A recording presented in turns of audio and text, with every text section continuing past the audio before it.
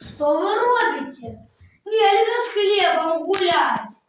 Давайте я вам расскажу притчу про хлеб, яку написав Максим Танк.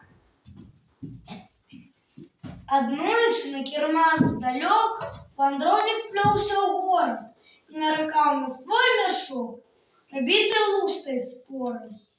Аж хлеб не вытрымаў і так азваўся, што бядуеш, зусім не ты мяне, дзівак, але цябе нясуе.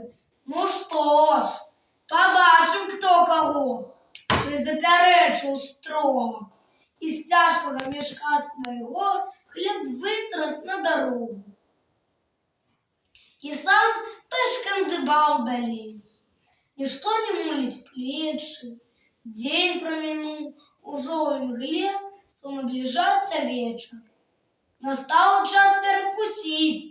Успомніў хлеб вандроўнік, што недзе кінуты лежыць, духмяны і цудоўны.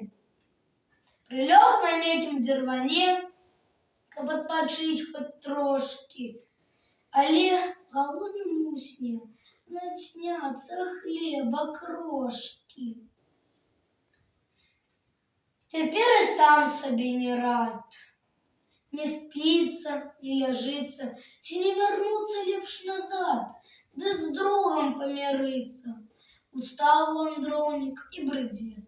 Ідзе пад зорным небам, на месца памятнае, дзе ён пасварыўся з хлебом. О, як ён рад быў зноў, калі сваю пабачыў страту. І хлебу нізкі да зямлі аддаў паклон, як брату.